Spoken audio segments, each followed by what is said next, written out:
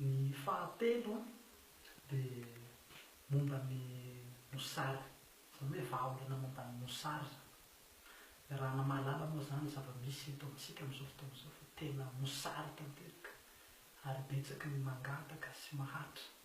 raha ataoko hijery fotsiny aza manodidina Antananarivo dia hitantsika mihitsy ireo mahatra ary tsy hoe manerana ny Antananarivo ihany fa manerana ny Madagasikara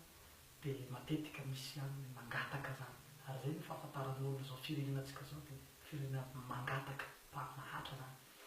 dia misy zany ny solution vahaolana nomen'i Jesosy momba an'izay manontany an'i Jesosy moa zao hoe inona ny solution dia nanome solution zany Jesosy hoe misy ny projet goavana zay haorin'ny fanjakam-pisorona zany hoe fanavotana ary hanafoanana ny fahatrana eto Madagasikara anisan'izay ny fambolena sy ny fiompiana hatao manara-penitra manerana ny nosy ny fambolena sy ny fiompiana betsaka zany kanalin-drano hamboarina tanimbary hamboarina ary be da be ny fitaovana ampiasaina amin'ny fotoana toy ny hoe tracteur, bulldozer zay hiasa zany eraky ny tendrombohitra rehetrarehetra hanao décapage tendrombohitra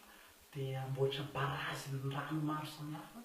dia eo koa ny fambolena sy ny sisa dia eo koa ny biby